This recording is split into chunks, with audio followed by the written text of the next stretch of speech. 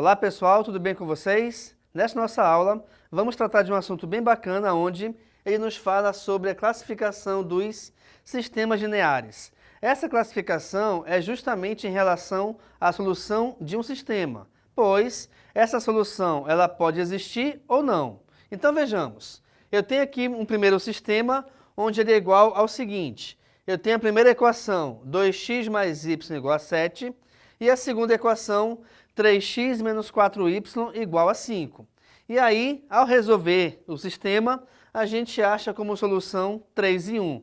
E somente essa. Bem, como só tem essa solução, o sistema então é chamado de SPD, onde a gente verifica que o SPD é um sistema possível e determinado. Então, um sistema ele é possível quando admite solução. E, além disso, ele é possível e determinado quando admitir apenas uma solução, tá bom? O segundo tipo de sistema, eu tenho o seguinte, eu peguei aqui um exemplo de um sistema qualquer, onde a primeira equação nós temos 8x mais 6y igual a 20. Como segunda equação, eu tenho aqui 4x mais 3y igual a 10. Esse sistema, ele possui mais de uma solução. Então vejamos, uma solução aqui são os valores de x e y iguais a 1 e 2, a outra solução são os valores de x e y igual a menos 2 e 4, tá? E aí, eu tenho várias soluções. Então, quando tiver assim, o sistema é chamado de SPI. O que é o SPI? Vamos voltar para cá. Eu tenho um sistema linear possível quando admite solução, mas quando ele admitir mais de uma solução, ele é chamado de sistema possível e indeterminado. Se você analisar o seguinte, podemos ver uma coisa bem bacana, olha só. Se eu pegar essa equação de baixo e multiplicá-la toda por 2, repare, 4 vezes x, 4x vezes 2 é 8x, 3y vezes 2 é 6y, 10 vezes 2 é 20. Quer dizer então que a equação de baixo, quando multiplicada por um valor, que nesse caso foi o 2, ela fica exatamente igual à de cima. Isso é uma característica bem básica e bem interessante de reparar quando o sistema ele é possível e indeterminado. Sendo assim, ele admite mais de uma solução, tá? Então veja, o que é admitir mais de uma solução? Vamos pensar somente em uma equação.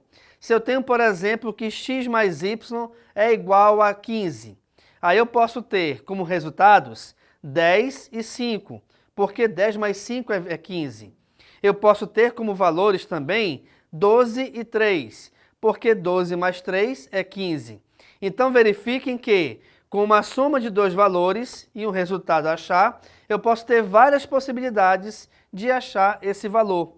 Essa ideia a gente utiliza aqui para sistema possível e indeterminado. A única diferença é que os valores de x e de y, eles valem para as duas equações. Mas, como eu te mostrei aqui, na verdade, as duas equações, elas acabam se tornando a mesma equação. Até porque uma equação ela é proporcional à outra. Ok. No terceiro exemplo aqui, ou terceiro sistema, eu tenho a equação 2x mais 3y igual a 8, 4x mais 6y igual a 6. E aí, nesse caso, a solução ela não existe. Por que não existe? Aqui nesse caso, ela não vai existir porque eu não consigo achar um valor de x e um valor de y, de modo que a igualdade seja verdadeira nas duas equações. Quando acontecer isso, o que acontece? Um sistema linear ele é chamado de sistema impossível, quando não se admite solução. Então a gente tem como tradução, ou como na verdade uma nomenclatura de um sistema impossível como sendo SI. Vamos pensar aqui no seguinte de novo, olha só a proporção. Se eu multiplicar a equação de cima por 2, o que vai acontecer? 2x vezes 2 é 4x, que é o valor que está aqui embaixo.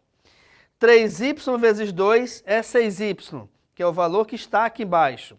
8 vezes 2 é 16. mas o 16 não é igual a 6.